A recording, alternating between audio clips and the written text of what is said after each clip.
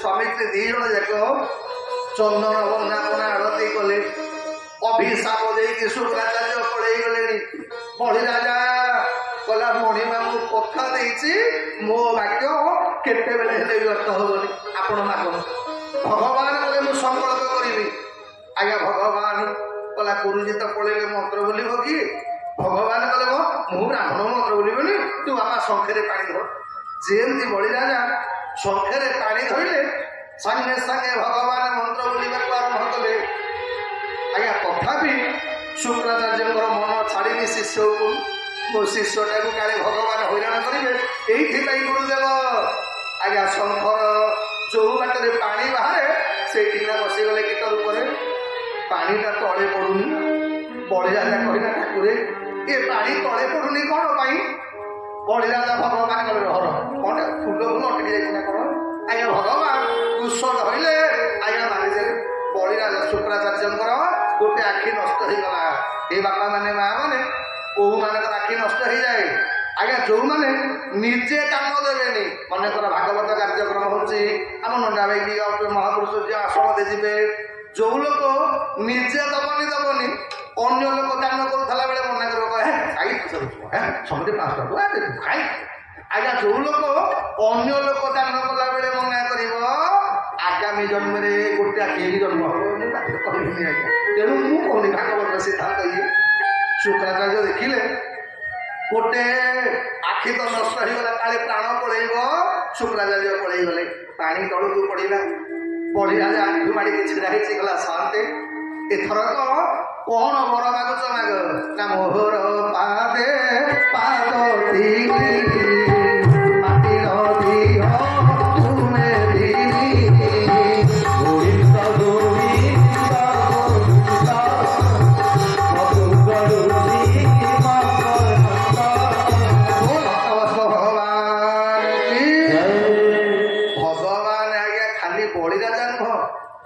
समस्ते बड़ी ये आम ठाकुर आमठू मात्र 3 पाद भूमि चाहती आज्ञा भगवान धन संपत्ति चाहती 3 पाद भूमि कौन आम तन मन धन तन कौन आप जेड़े बड़ कोटिपति हूँ आज्ञा आपण शरीरटा भगवान सेवा करने दरकार येते बापा माने माँ माने मोर बसी कथा श्रवण करने को आसीच जो कर्मकर्ता माने दिन जाक बुली बुली या घर ता घर बुली भगवान आज्ञा जो मैंने कार्य करुच आपण प्रथम पाद ठाकुर को दे जीवन में आपण तन भगवान सेवा न कला पर्यंत मन रखिए सेवा कला बेले के भावे यहाँ छोटिया काम यहाँ बड़ काम कहीं भगवान पाखरे जेते छोट काम ये नवकोटी कर्णाटक कलिंगेश्वर विराधी वीरबल प्रबल प्रतापी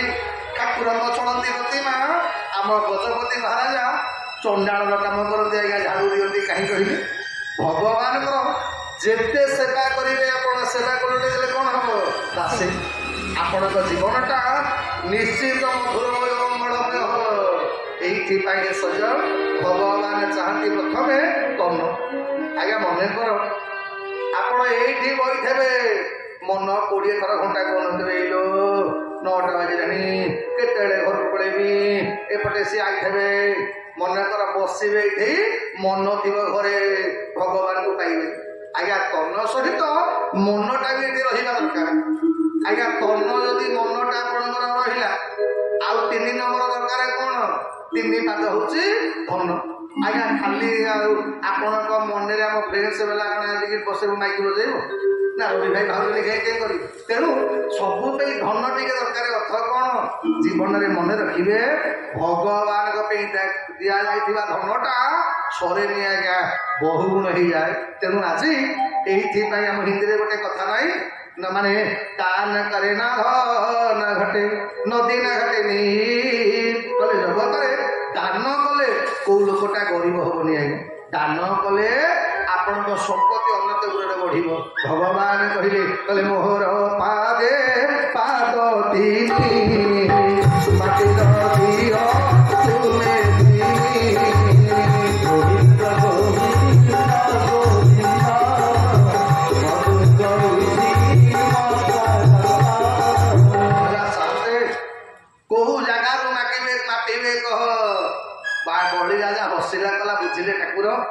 ମୁଁ ଭାବୁଥିଲି ତମ ଚେହେରାଟା ବାମନ କିନ୍ତୁ ଦେଖିଲା ତମ ବୁଦ୍ଧିଟା ବି ବାମନ। ହଉ ଏ ମୋ ଭଳିଆ କାନି ପାଖକୁ ଆସିକି ତମେ 3 ପାଦ ଭୂମି ମାଗିବ। ଏ କାଲି ଲୋକ କଣ କହିବ ମତେ, ଶୁଣ 3ଟା ରାଜ୍ୟ ହେଲେ ମାଗ 3 ପାଦ ଭୂମି ତମର ଯୋଉ ଏଡ଼ିକି ଏଡ଼ିକି ପାଦ ବସିଲା ପାଇଁ ଅସୁବିଧା ପଡ଼ିବନି। ଭଗବାନ ହସିଲେ କହିଲେ ହେ ବ୍ରହ୍ମଚାରୀ ଲୋକ ମୋର ଅଧିକା ଦରକାର ନାହିଁ, ତୁ ସେ 3 ପାଦ ଦଉନୁ। ଆଜ୍ଞା ବଳିଆ ଯା ବହୁତ ବାଧ୍ୟ କଲା। ଭଗବାନ କହିଲେ ମୁଁ ତାର 3 ପାଦ ଦେଇ ସାରେ ତାପରେ ଅଲଗା କଥା କହିବି। ବଳିଆ ଯା କହିଲା ପ୍ରଭୁ କୋଉଠୁ ମାପିବାର ଅଛି ମାପ। ସାଙ୍ଗେ ସାଙ୍ଗେ ଭଗବାନ ବାମନ ପ୍ରକଟ ହେଇଗଲେ ତ୍ରିବିକ୍ରମ ରୂପରେ। ଅନନ୍ତକୁ ସ୍ପର୍ଶ କରିଛି ଶିର ଯାହାର, କହିଲେ ପାଦେ କବଳି ପୁରିଲା ଗଗନ ମଣ୍ଡଳ ଭେଦିଲା।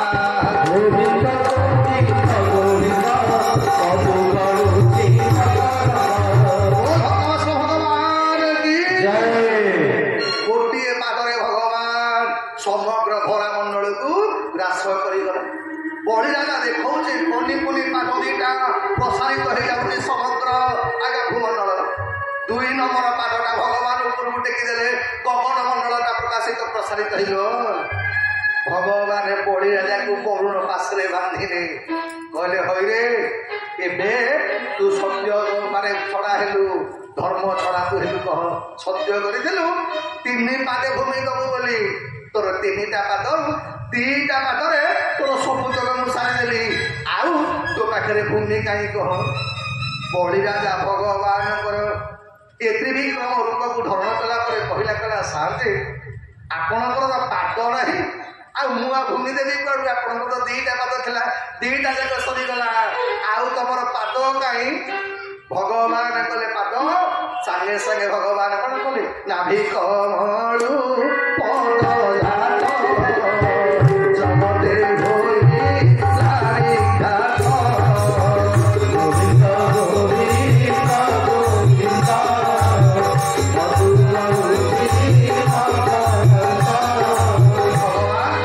ପ୍ରଥମ ଥର ପାଇଁ ନିଜର ନାଭିରୁ ପାଦଟି ସୃଷ୍ଟି କଲେ। ଯେମିତି ଭଗବାନଙ୍କର ପାଦକୁ ଦର୍ଶନ କରିଛି ଦୈତ୍ୟରାଜ ବଳି, ବିନ୍ଧ୍ୟାବଳୀଙ୍କ ସହିତ ଭଗବାନଙ୍କର ପଦ ପୂଜା କଲେ। ଭଗବାନ କଲେ ବଳିରେ ତୋ ପାଖରେ ଭୂମି କାହିଁ କହ, ନହେଲେ ସତ୍ୟ ନଷ୍ଟ ହବ ତୁ। ବଳିଆ ପଚାରିଲା କଲା ସାରତେ ଇଏ ଜମି ବଡ ନା ଜମିଦାର ବଡ, ଆରେ ଫ୍ୟାକ୍ଟ୍ରିଟା ବଡ ନା ଫ୍ୟାକ୍ଟ୍ରିର ମାଲିକଟା ବଡ। ଭଗବାନ କହିଲେ ନାଇଁ ନାଇଁ ଜମିଦାରଟା ବଡ। ନା ପ୍ରଭୁ ଆଜି ପର୍ଯ୍ୟନ୍ତ ଆପଣ ମୋ ଜମିକି ମାପିଛନ୍ତି, ମୋ ଜମିଦାରକୁ ମାପି ନାହାନ୍ତି।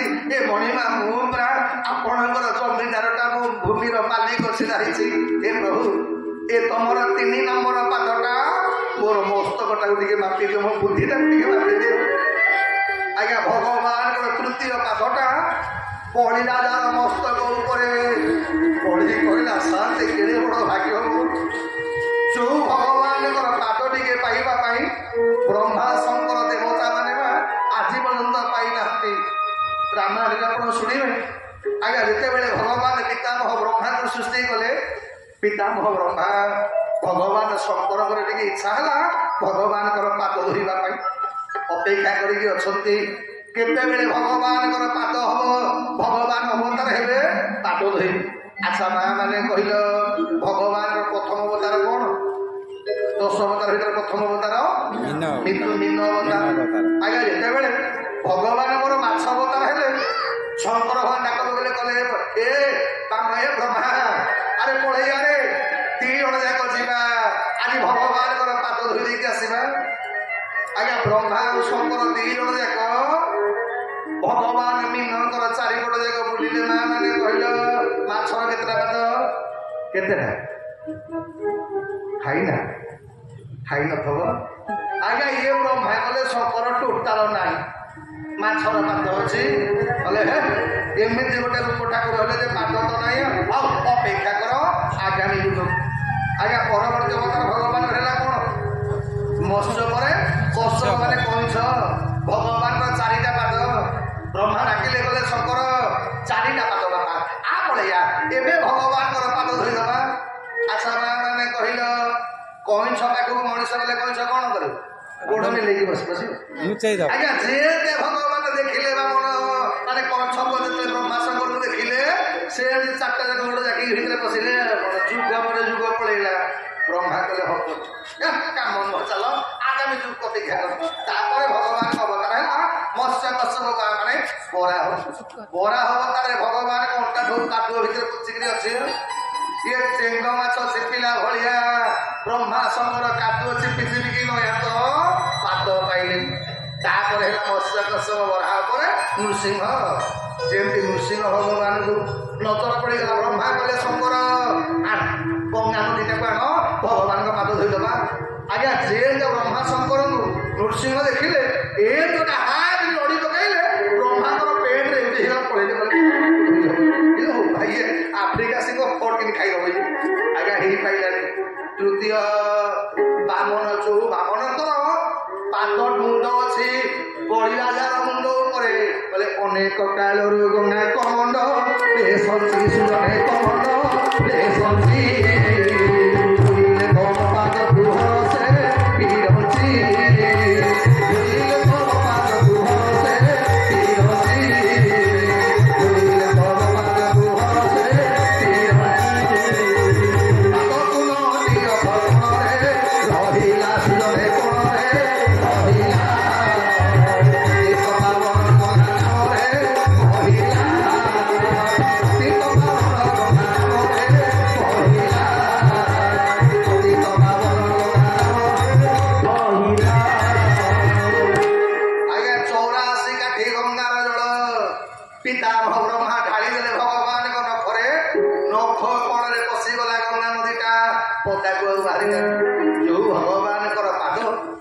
ब्रह्मा शंकर धोइबार असमर्थ से पादटा कलियार मुंड उपरे अच्छी विद्या बोली स्तभ करने आरंभ कले कले किए कहूँ आज्ञा आम समस्ते भावु भगवान कुआड़े बड़ी की ठकिले किंतु भागवत कहे भगवान बड़ी की ठकी ना आज्ञा बड़ी छल हरी बड़ी राजा भगवान ठकी दे भगवान पचारे कले बड़ी कौन बड़ मागुच माँ बड़ी कौन बर मागिला जानते बड़ी गला साते जदि मत बर देवे ताले यही बर दियो मुझे बेले आखि खोलि केवल आपण को दर्शन करी आपण व्यतिरिक आउ क्या दर्शन करी यही बरटा मत दियो भगवान कले बापा तू मत सिक्यूरीटी गार्ड करदेलु आपण माने ना होई तू केते बेले पता को बाहर तू केते बेले आखि खोलिबु बे मु जानिबी केमिति ता अर्थ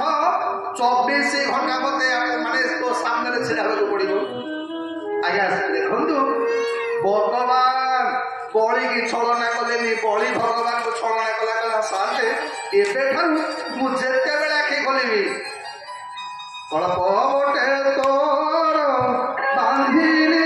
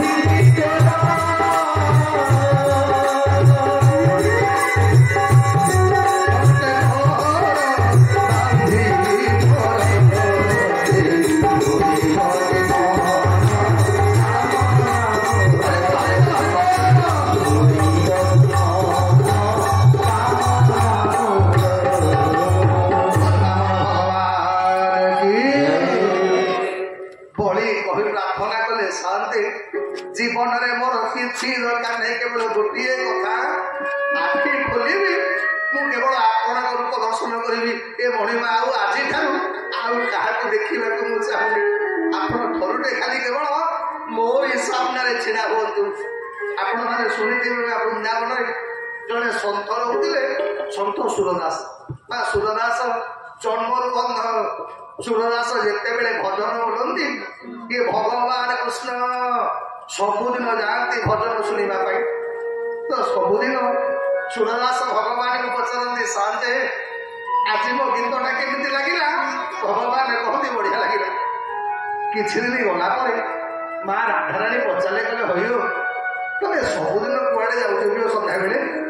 ଭଗବାନ କହିଲେ, ବୁଝିଲୁ ରାଧେ, ଇଏ ସୁରଦାସଟା ଏମିତି ହୃଦୟସ୍ପର୍ଶୀ ଭଜନ ବୋଲୁଛି, ମୁଁ ଶୁଣିବା ପାଇଁ ଯାଉଛି। ରାଧାରାଣୀ କହିଲେ, ହଇଓ ତମେ କେତେ ସ୍ୱାର୍ଥପର କିଓ, ସବୁଦିନ ତମେ ଯାଉଛ, ମତେ ଟିକେ ନେଲେ ହୁଅନ୍ତାନି? ଭଗବାନ କହିଲେ, ବୁଝିଲୁ ସେଇଟା ସୁରଦାସ ସିନା ଅନ୍ଧ, ଭାରି ଚାଲାକ।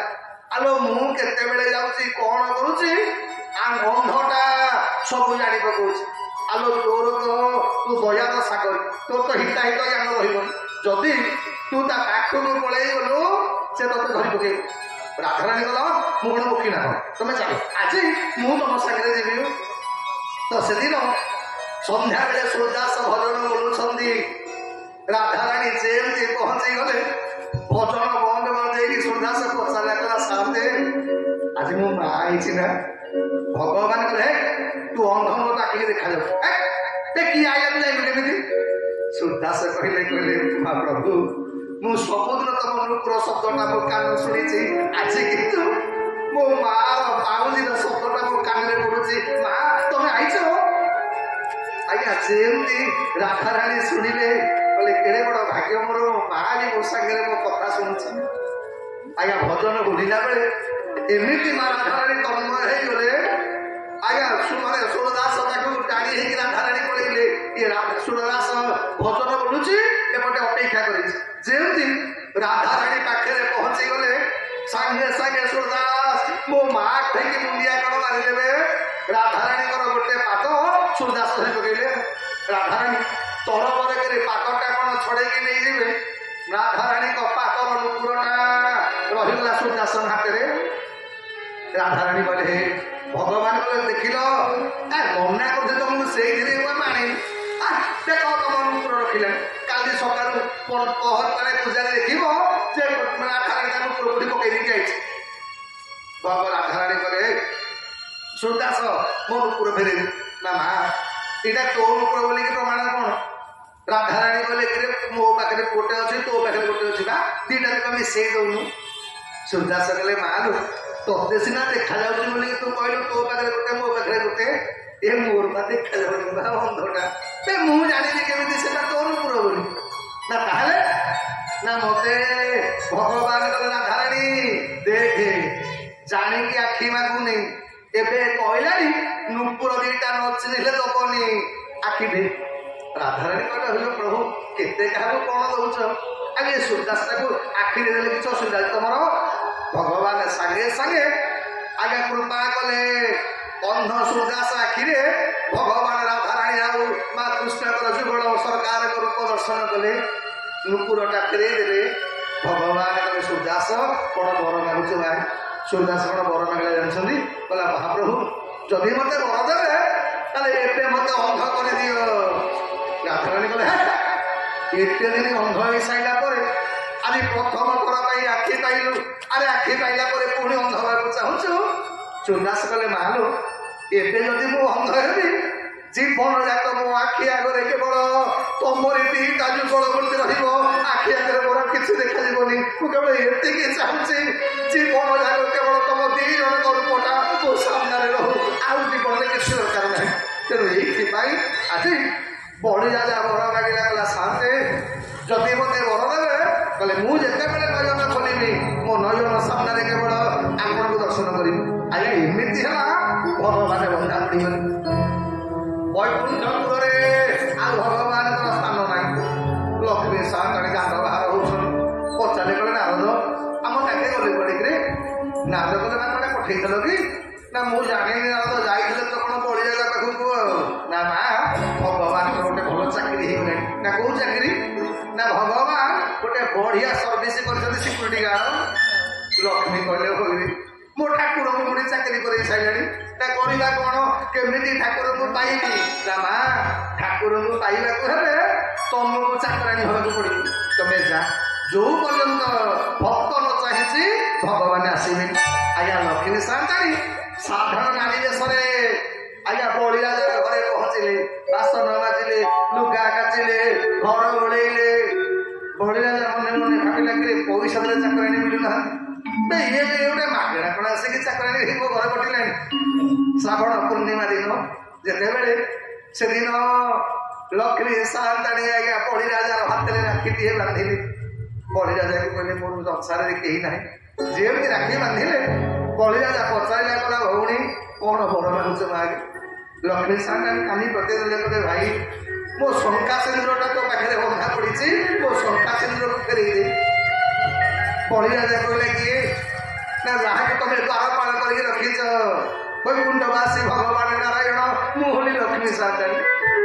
ଆଜ୍ଞା ସେଦିନ ଠାରୁ ଭଗବାନଙ୍କ ଦିଟା ସ୍ୱରୂପ ହେଇଗଲା। ଆଜ୍ଞା ଏଇ ଯୋଉ 4 ମାସ ବିଶ୍ୱାସ ଅଛି ଭଗବାନ 4 ମାସ ବଳିରାଜା ପାଖକୁ ଯାଆନ୍ତି, ଆଉ 8 ମାସ ଆମ ପାଇଁ ବୈକୁଣ୍ଠରେ ରହନ୍ତି। ସେ ତ ଭଗତ ଭାବରେ ବନ୍ଧାରେ ସେ ଭଗତ ଜୀବନ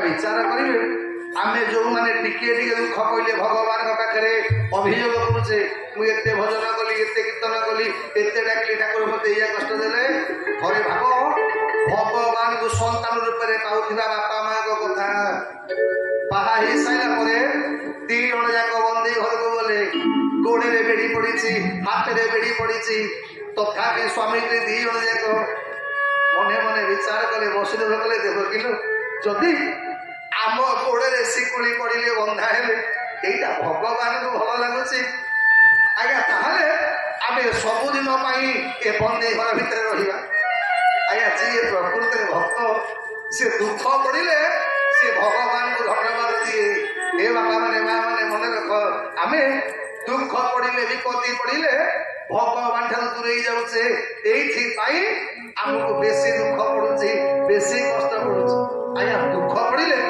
विपत्ति पड़े भगवान को धन्यवाद आरंभ करूँ देखिए आ दुख रही आपणकर ये हूँ भागवतर प्रमाण गोड़े बेड़ी पड़ी हाथ में बेड़ी पड़ी किंतु भगवान को नाटा भूली ना वसुदेव देवकी एमती किसी दिन गला प्रथम वर्ष देवकी गोटे सन्तान पुत्र सन्तान जन्मदेला आज्ञा प्रथम थर पाई वसुदेव घरे सन्तान अपुआ घरे पुओ वसुदेव पाद तले पड़गले देवकी कले स्वामी एपर्यंत कंस जानी चल गोटे कम करवा यहाँ को लेकिन पलैबा वसुदेव कले देवकी तू कौन भावुचु आलो तू खाली आनंद हो मत आनंद लगुनि संसार गोटे पुत्र मुह देखी बोलिकी 6-6टा गाड़ी ग्रहण कली क्या गर्भ में सन्तान ना प्रथम थर पाई मु बापा हवा जाऊँगी किंतु मु चाहिए आज तो सागर जापरि कहीं ना मु सत्य करी तू जिते सन्तान प्रसव करू मु सबूतक नहीं कंस पाखे देवी ए सजन मन रखिए यारी ना हूँ सत्यता ये शास्त्र करिए नित्य सत्य पथे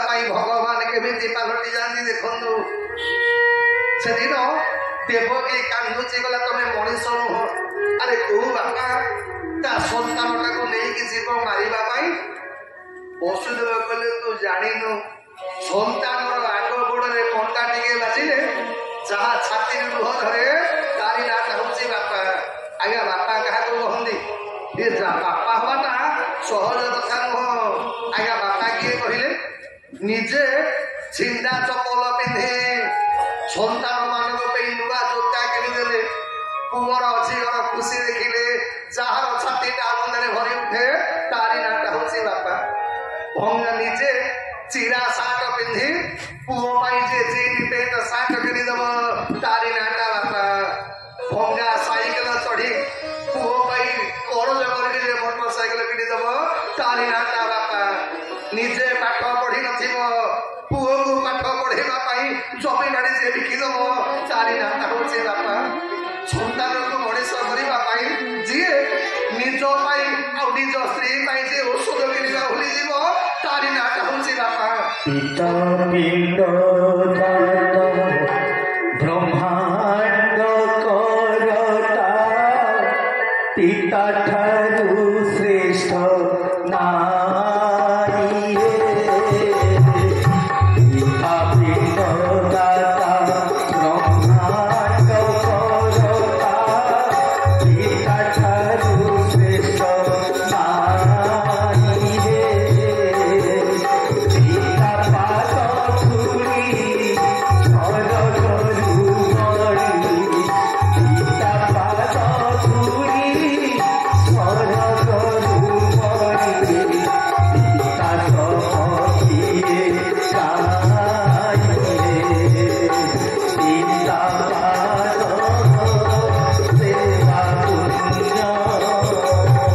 पाई पुत्र जन्म हुए धन्य पिता पाद सेवा पुण्य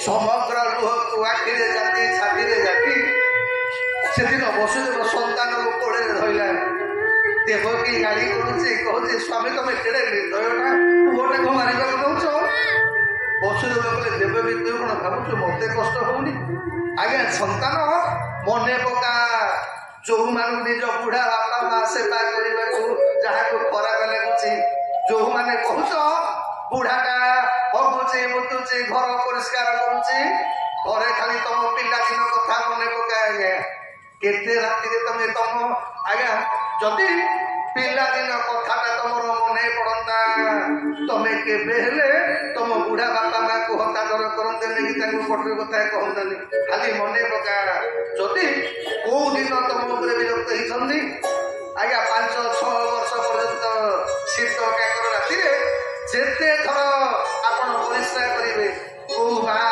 विरक्त होती आज्ञा ये सम्मति ऋण सुझी पारे जीवन में जार ऋण भगवान सुझी पारि ना सी हूँ आपंकर बापा आ माँ कांधे पकईला सन्तान को वसुदेव नहीं कि पहुँचीगला कहला कंस राजा यहीटा प्रथम सन्तान जा मार मारिदे आज्ञा सन्तान को देखला कंसर भी भारी दया लगे कहला हे यहाँ छुआटा कौन मोर शत्रु हम ना 8 नंबरटा मोर शत्रु ना ये कहीं मोर शत्रु हम आज्ञा सागे सागे गला भिड़े मु सतरे तुम भाया सत्यवान लोक मुझे देखनी बा अरे तुम निज सन्तान को तुम मत पढ़ी आइल जा जा जा जा ये कंस तुम उपरे खुशी होगला 1 नंबर 7 नंबर भय ना किंतु 8 नंबर मत दब विश्वास होनी वसुदेव कहले कंस ये देवकीटा थरे गर्भस्थ सह करी आदि सन्तान प्रति तार ममता पलि आसो भूली पारनि कहली पिला मारि आज्ञा भगवान को प्रार्थना कले वसुदेव कले प्रभु तुम केड़े मंगलमय जहा हो ये दुर्दांत कंसटार मन परिवर्तन हो गला आउ मो सन्तान किसी क्षति करनी डाकी डाकी कहला कला ये देवकी आउ क्या नहीं भगवान आम डाक शुणिले आउ 7 नंबर पर्यंत आमको कष्ट हेनी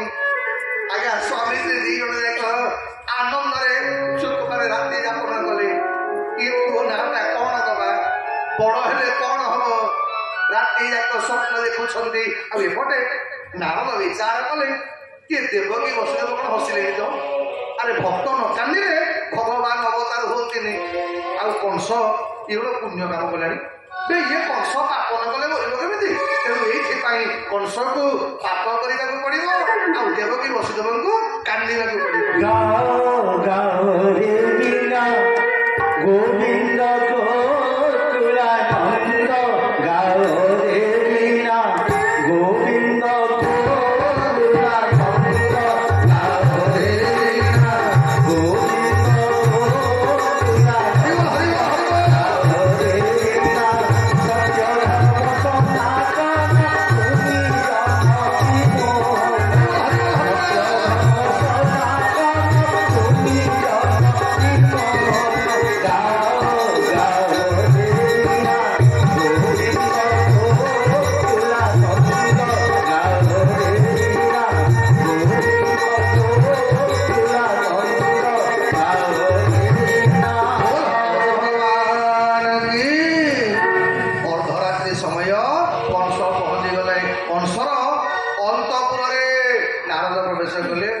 କଂସ ଶୋଇକି ଘୁଙ୍ଗୁଡି ମାରୁଛି, ଗଲା ରେ ରେ ଅସୁର କଂସ ଶୁଣ ନ ଜାଣୁ ଆପଣ ମରଣ। ଗୋବିନ୍ଦ ଗୋବିନ୍ଦ ମଧୁର ରୁଚି ରେ ହରି ସୁଶୟନ ହରିଏ ତୋର ପରାଣ।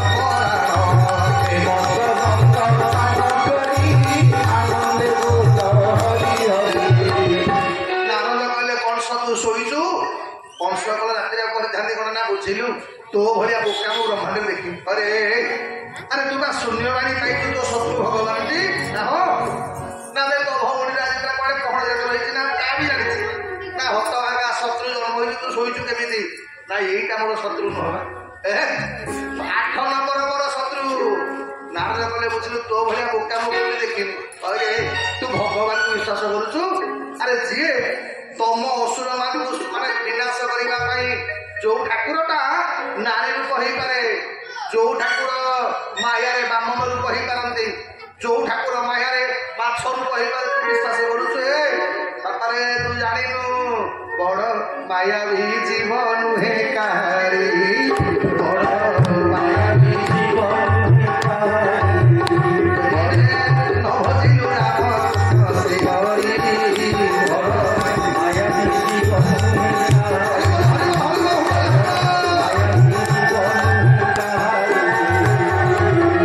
ବାପାରେ ଭଗବାନଙ୍କୁ ବିଶ୍ୱାସ ନାହିଁ। କେତେବେଳେ ଆଜ୍ଞା ନାରଦ ପାଠ ବତେଇଲେ, କହିଲେ କଂସ ପାଠ ପଢିଛୁ ନା? ହମଟା ଗଣିଲୁ। ଆଜ୍ଞା 8ଟି ଗାର ପକେଇଲେ କଥା ଗଣ। କଂସ ଗଣିଲା 1 2 3 4 5 6 7 8। ଆଜ୍ଞା ଯୋଉଟା 8 ହେଇଗଲା ସେଟା 1 ହେଲା। କହିଲା ନାରଦ କଣ 1 ହେଲାଣି 8? ନା ବାପାରେ ଛନ୍ଦରେ ବୁଝାଇଲେ ପାଠ ଏକକୁ କରିଦେଲେ ଆଠ।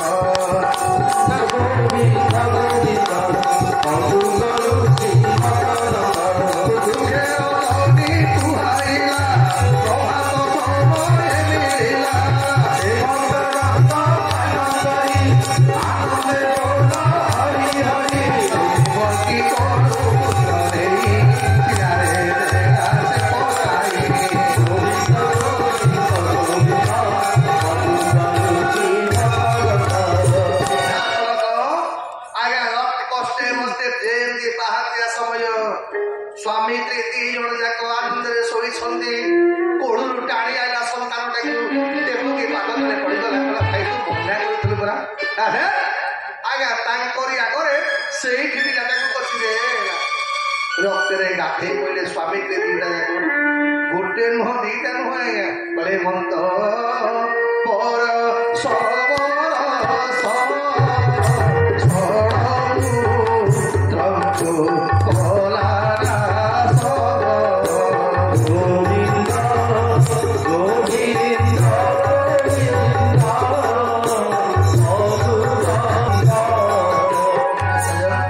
ଗୋଟେ ନୁହଁ 2ଟା ନୁହଁ, ପ୍ରଥମ ମାନେ 6ଟା ସନ୍ତାନକୁ ନଷ୍ଟ କଲା କଂସ, ତାଙ୍କରି ଆଗରେ ମାରିଲା।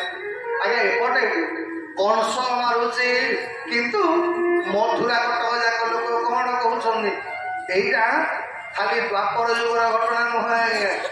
ତ୍ରେତୟା ଯୁଗ ଠାରୁ ସତ୍ୟ ଯୁଗ ପର୍ଯ୍ୟନ୍ତ ଦ୍ୱାପର ଯୁଗ ଠାରୁ ଆରମ୍ଭ କରି ଏବେ କଳିଯୁଗ ପର୍ଯ୍ୟନ୍ତ ଏ କଳିଯୁଗର ନିୟମ କଣ କହିଲେ ଆଜ୍ଞା ଘରେ ଯଦି କୌଣସି ଗୋଟେ ଭଲ କାମ ହବ କେଉଁ ସ୍ତ୍ରୀ ସ୍ୱାମୀ କହିବନି ମୋ ସ୍ତ୍ରୀଟା ଲକ୍ଷ୍ମୀମତୀ ସେ ଆଇଲା ପରେ ମୋର ଉନ୍ନତି ହେଇଛି ଏଇଟା ଶୁଣିବା ସୌଭାଗ୍ୟଟା ଖୁବ କମ ମା ମାନଙ୍କ ଭାଗ୍ୟରେ ମିଳେ। କିନ୍ତୁ ଯଦି କିଛି କଷ୍ଟ ଦୁଃଖ ହେଲା ଏ ଅଲେଖରେ ଆଜ୍ଞା ମୋ ଘର ଭାଇ କାହିଁ କହୁଛ ଶାଶୁ କହିବ ଶ୍ୱଶୁର କହିବେ ସ୍ୱାମୀ କହିବେ ଆଜ୍ଞା ଯେତେ ନିନ୍ଦା ସବୁତକ ଦେଖୁନାହାନ୍ତି ଆଜ୍ଞା। ଏଇଥିପାଇଁ ଜନପରାଜ ଯେତେବେଳେ ଜାନକୀ ମାଆକୁ ବିଦା କଲେ କହିଲେ ମାରେ ନାରୀ ଜୀବନର ସବୁଠାରୁ ବଡ ଭୂଷଣ କଣ ଜାଣିଛୁ? ଜାନକୀ କହିଲେ କଣ ବାପା? ନା ଶୁଣ ମା ଜୀବନରେ ନାରୀ ଜୀବନରେ ସବୁଠାରୁ ବଡ ତାର ଅଳଙ୍କାର ହେଲା ନିନ୍ଦା। ଆଜ୍ଞା ଯେକୌଣସି କାମ କରନ୍ତୁ ଆପଣଙ୍କ ଭାଗ୍ୟରେ ନିନ୍ଦାଟା ପାଇବାଟା ଫାଇନାଲ ଭାଇ। ରାବଣ ନେଇଗଲା ଜାନକୀ ମାଙ୍କୁ କିନ୍ତୁ ଅଯୋଧ୍ୟାର ଲୋକମାନେ କଣ କଥାବାର୍ତ୍ତା ହେଲେ ଆଜ୍ଞା ରାବଣ ଉପରେ ଜାନକୀ ମା ପରେ ଆକର୍ଷିତ ହେବେ ବୋଲି କେତେ ପ୍ରକାର କଥା ଆଜ୍ଞା। ଏ ସମାଜ ଜାନକୀ ମାକୁ ବି ଛାଡ଼ିଯିବା ଆଉ ସହଜେ ଦେବକୀ ଆଜ୍ଞା କଂସ ମାରୁଛି ସନ୍ତାନକୁ ଏପଟେ ମଥୁରା କଟକ ଯାକ ଲୋକ କହିବାର ହଉଛନ୍ତି ଦେବକୀଟା ଗୋଟେ ଅଲେଖିଣୀଟା ଇଏ କହୁଛି ହେ ଅଲେଖିଣୀ ନୁହଁ ତା ଡାହାଣୀଟା ଇଏ ତା ପିଲାଟା ସବୁ ଖାଇ ଦଉଛି ପୁରା। କିଏ କହୁଛି ଏଇଟା ଗୋଟେ ଡାହାଣୀ କିଏ କହୁଛି ଏଇଟା ଗୋଟେ ଅଲକ୍ଷଣୀ କିଏ କହୁଛି ଏଇଟା ପିଶାଚୁଣୀ ଆଜ୍ଞା। ସବୁ ଶୁଣି ଶୁଣି ଦେବକୀ ସ୍ୱାମୀ କି କହୁଛି କଥା ଏ ଦେଖ ଏ ବନ୍ଦୀ ଘର ଭିତରେ ସିନା କେହି ଦେଖୁନାହାନ୍ତି ତମେ କହ ଆରେ ଗୋଟେ ମା ତା ସନ୍ତାନଟାକୁ କେବେ ଖାଇପାରିବ? ଏ ଲୋକମାନେ ମତେ କହୁଛନ୍ତି ମୋ ପାଖରେ ମୋ ପିଲାଟାକୁ ଖାଇ ଦଉଛି ନା। ଆରେ ସନ୍ତାନର ମଙ୍ଗଳ ପାଇଁ ମା କଣ କରିପାରେ? ଏବେ ତାଉ ସେ କେନ୍ଦେରା ଗୀତ ନାହିଁ ଆଜ୍ଞା। ନହେଲେ କେନ୍ଦେରା ଗୀତରେ ଆପଣ ଶୁଣିବେ ଟୀକା ଗୋବିନ୍ଦ ଚନ୍ଦ୍ରରେ ମା କାନ୍ଦିବ ଦିନ ଦଶରେ କୁମାର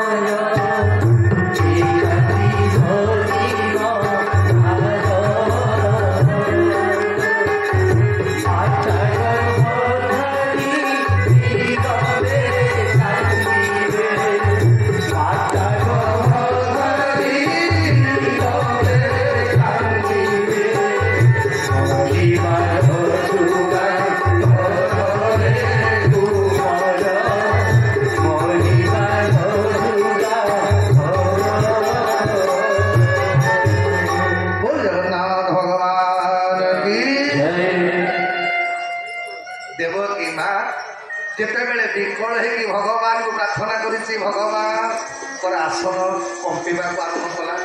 ଭଗବାନ ବିଚାର କଲେ ଯୋଗମାୟାକୁ ଡାକିଲେ କହିଲେ ଯୋଗମାୟା ତମେ ଯା ମୋ ମାର ସପ୍ତମ ଗ୍ରହଟା ଆକର୍ଷଣ କରିକି ନେଇଯିବ ରଖିବ ରୋହିଣୀ ମାଙ୍କ ଗର୍ଭରେ।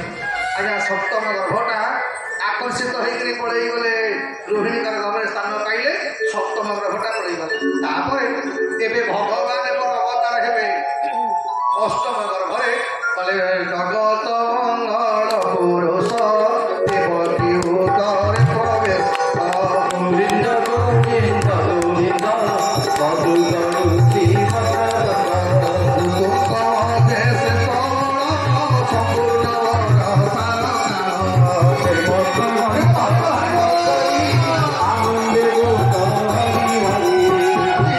ଯେତେବେଳେ ଅଷ୍ଟମ ଗର୍ଭରେ ଭଗବାନଙ୍କର ଗର୍ଭାଗତ ହେଇଗଲେ ଅନ୍ଧକାର କାରାଗାରଟା ଆଲୋକିତ ହେଇଗଲା।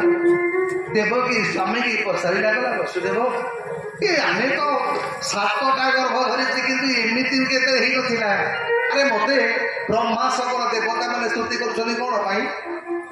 ବସୁଦେବ କହିଲେ ଦେବକୀ ଲୋ ମତେ ଲାଗୁଛି ଭଗବାନଙ୍କର ପ୍ରକଟ ହବାର ସମୟ ଆସିଗଲାଣି।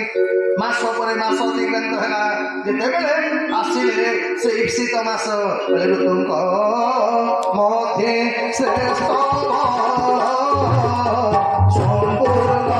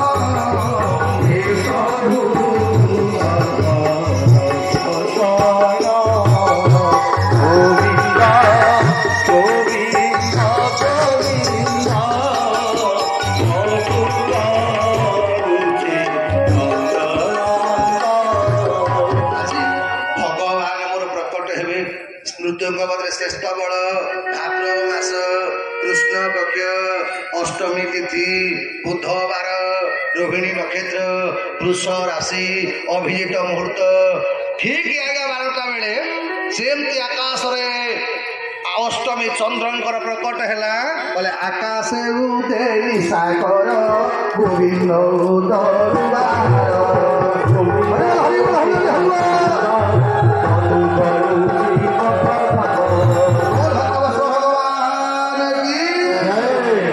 ଭଗବାନଙ୍କର ବନ୍ଦୀଶାଳାରେ ପ୍ରକଟ ହେଇଗଲେ ଆକାଶରେ ଅଷ୍ଟମୀ ଚନ୍ଦ୍ର ଯେମିତି ପ୍ରକଟ ହେଇଗଲେ ଦେବକୀ ଆଜ୍ଞା ଅଚେତ ହେଇକି ପଡ଼ିଛନ୍ତି। କାରଣ କ'ଣ କହିଲେ ଦ୍ୱାପର ଯୁଗରେ ଭଗବାନ ରାମଙ୍କର ରୂପଟା ପ୍ରଥମେ ଦେଖିଥିଲେ କୌଶଲ୍ୟା ମା ଭୟ ପ୍ରକଟ କୃପାଲା ଦୀନ ଦୟା କୌଶଲ୍ୟା ହିଁ ପ୍ରକାର।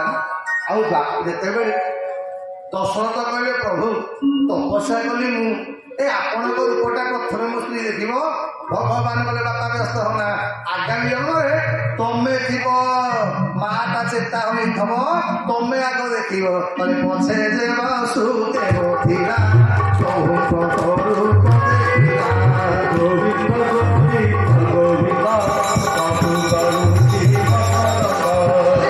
ଯେମିତି ଭଗବାନଙ୍କ ସ୍ୱରୂପକୁ ଦର୍ଶନ କରି ସାରିଲା ପରେ ନଜର ପଡ଼ିଗଲା ଦେବକୀ ବସୁଦେବ ସ୍ତୁତି କରିବା ଆରମ୍ଭ କଲେ।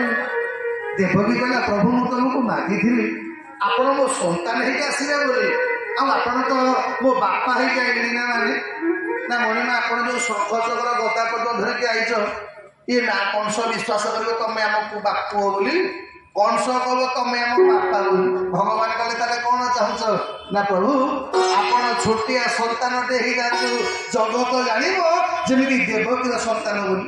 ଭଗବାନ କହିଲେ ବାପା ମୁଁ ଯଦି ଛୋଟ ପିଲା ହେବି ତାହେଲେ ମୁଁ ତମକୁ ରକ୍ଷା କରିବିନି ତମେ ମତେ ରକ୍ଷା କରିବ। ଆଉ କହଲେ ନାହିଁ